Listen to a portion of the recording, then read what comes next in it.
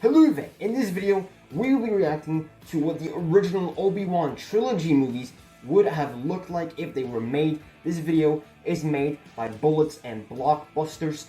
Link to the channel will be down below the description of this video, as well as the link to the original video will also be down below the description of this video. And without further ado, let's get into the reacting.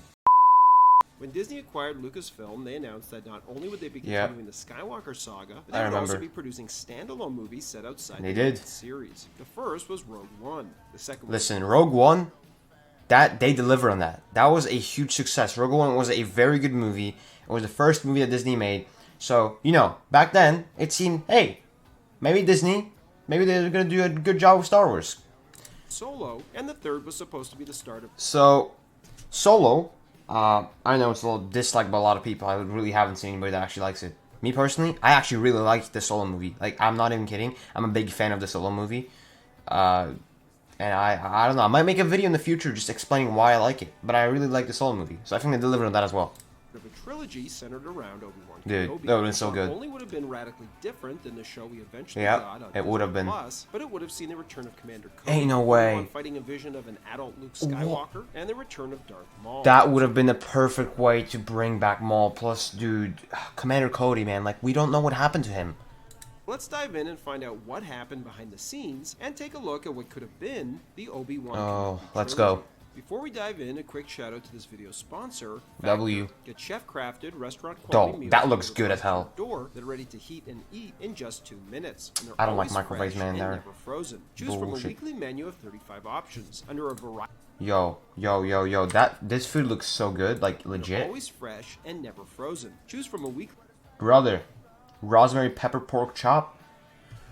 Dude, this looks so good. Menu of 35 Boom. options. Throw it in the oven and it's categories like calorie smart, keto, protein plus, or vegan and veggie. This Given is my actually hectic schedule creating videos, Factor has taken out the stress and time of trying to figure out what meals I'm going to cook and what ingredients I need to buy each week. Plus, this looks delicious. It eliminates the hassle of prepping, cooking, and cleaning up. Instead, with Factor, it's not only quick and easy to choose my meals. No, actually, I'm hungry now. Them is something I look forward to doing. Factor also offers loads of snack options like breakfast, smoothies, juices, small bites, and more to keep me going. I hope these guys are in my country because I honestly want this. 50% off your first Factor box and 20% off your next month of orders using my link. I Click want the this. link in the description or scan the QR code with your phone. Prior to Obi-Wan premiering on Disney Plus, most fans assumed a movie or a series about the aging Jedi Knight would have taken place solely on Tatooine, with Obi-Wan watching over a young Luke Skywalker from a distance. Would have hoped that happened. When writer Stuart Beattie was asked to pitch his take on an Obi-Wan film to Lucasfilm, he theorized that Obi-Wan must have left Tatooine at some point during those 19 years living on the desert planet. Not only that, Kenobi must have at least had a conversation with Darth Vader. At first, Lucasfilm pushed back, saying that neither of those things could happen. However, Beattie insisted that they must have happened, pointing to a line in Return of the Jedi that alluded to... I agree, it should have happened, but of course the way they did it in Obi-Wan wasn't very good. Other than the fact that the duel between Vader and Obi-Wan was absolutely epic, and honestly one of the best duels in Star Wars.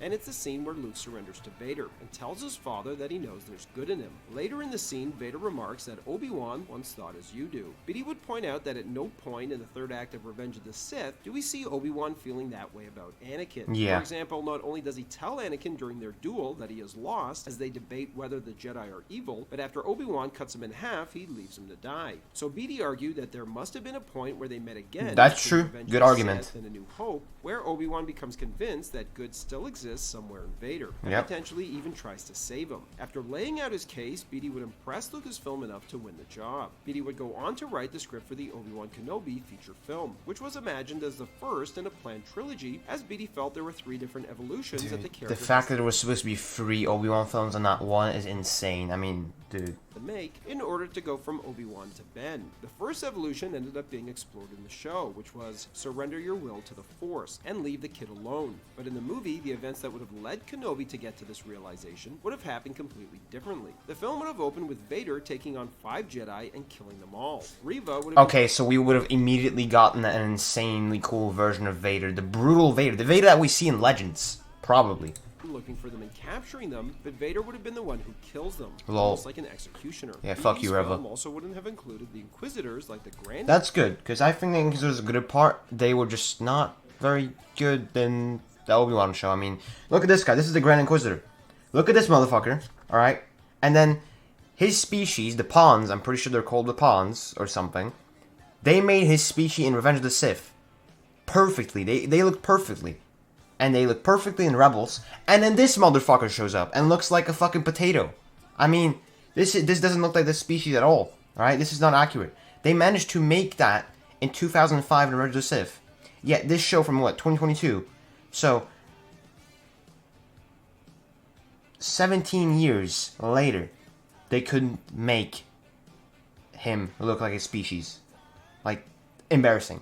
Inquisitor or the fifth brother. Instead, Reva would have led a squad of 10 stormtrooper marshals commanded by a guy named Commander Jet, and they all would have been former clone troopers and veterans Commander Jet, we know Commander Jet, we know him, he's cool. of the Clone Wars, still with their biochips in them, and all would have been played by Tamura Morrison. Ooh, they all that's would have cool. been absolutely ruthless and not miss when they shot, unlike the stormtroopers from the original trilogy, whose poor aim has become a running gag over the years. Each one still would have ended up dying over the course of the movie. Oh. He chose not to include the Grand Inquisitor because the character appears later in Star Wars Rebels. Okay, So dude, okay, that's fair, actually, that's fair. we felt audiences would know that the character wouldn't die, taking away some of the jeopardy from the story. This is why Beatty created the character of Reva, so audiences wouldn't know whether the character survives or not, and also for Obi-Wan to have a foe he could defeat, save, or potentially kill. Could she at least, like, not be shit and not embarrass herself every time she does something? Couldn't do that with Vader. However, Beatty's version of Reva was dramatically different from the one in the show. That's good. In the movie, Reva didn't know that Darth Vader was Anakin. Oh. It would have been Kenobi who told her, which would have made her go from a villain to realizing that the guy she works for, Darth Vader, is the one who massacred the Jedi, killed all her friends, and almost killed her. Exactly. Dead. For his part, Vader would have been absolutely obsessed with finding Kenobi and getting revenge over what he did to him. Early in the film, Palpatine would have ordered Vader to travel to and crush a rebel. It would have also been cool to see Palpatine, played by Ian McDiarmid, in the movie.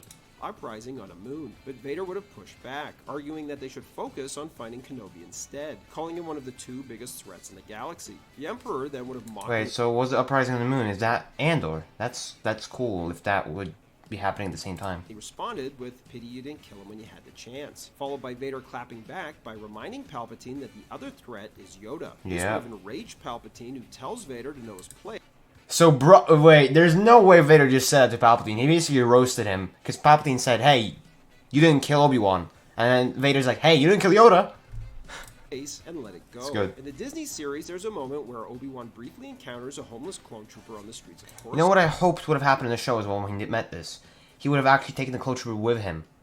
And, I don't know, recruited him or something. That would have been insanely cool, to be honest.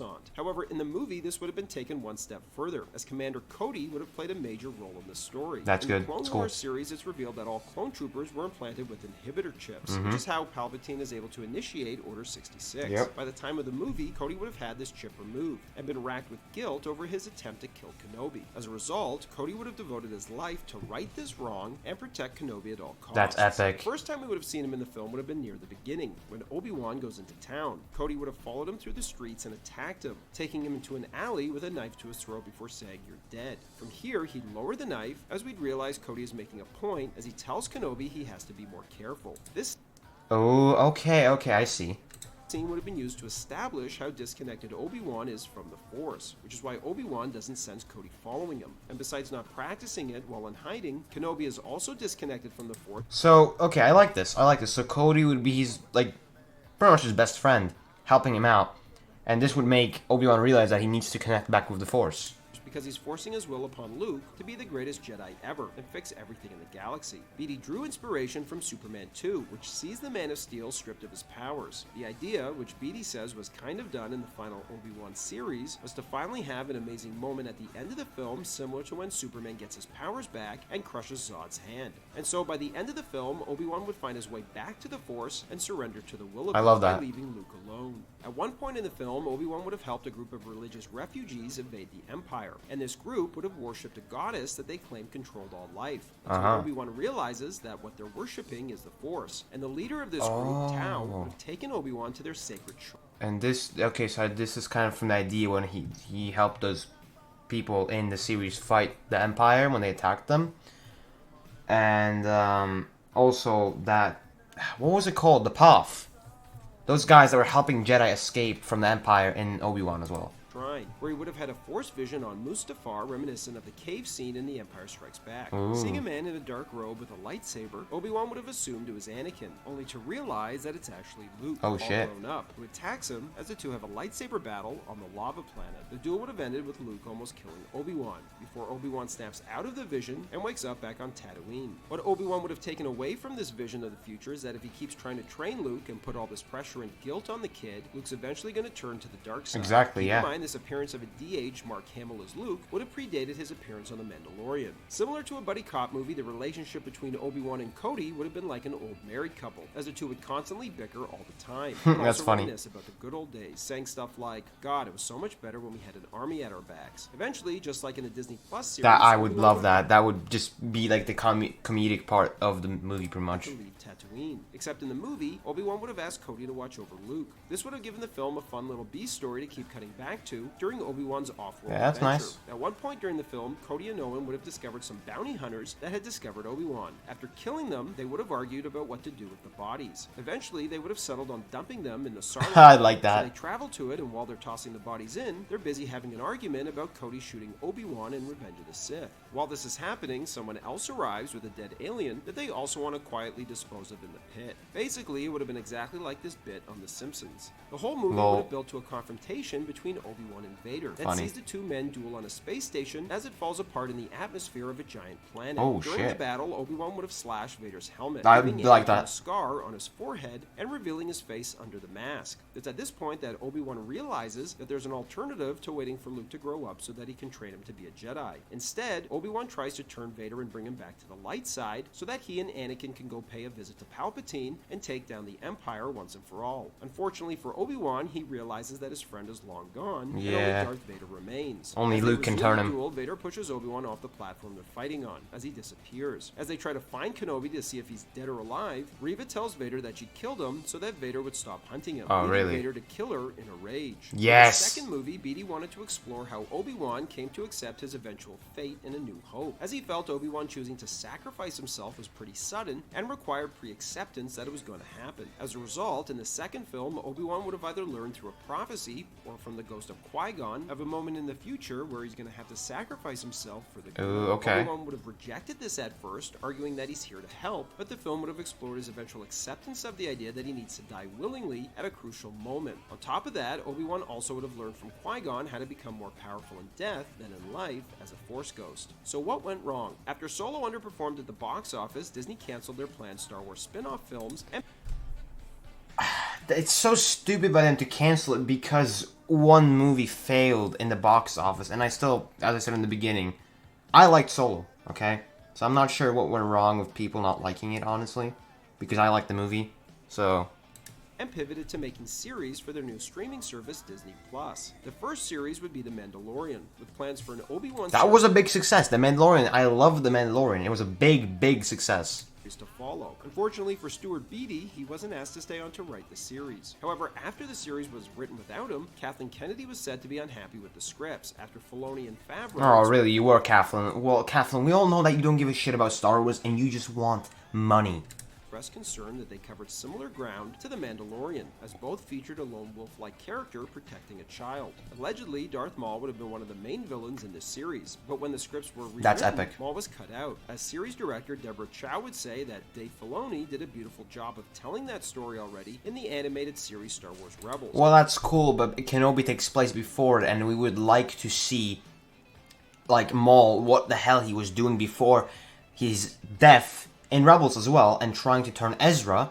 And also, we saw in the Solo movie, which I really loved, that he was a part of the crime syndicates and that he led them. Alright? That was epic. So, Solo took place before, Rebels after. We want to know what he was doing in between those 2 points, and what he was doing to lead the, like, syndicates. And just, we want to know, man. And featuring Maul in the Kenobi series would be a little too much, considering Vader was going to be in it too. It was Dave Filoni, however, who Wouldn't be too suggested much, they would man. be Grand We love Inquisitor it. From Star Wars Rebels. Also, one suggestion, if Maul and Vader met, would have been so damn cool, alright?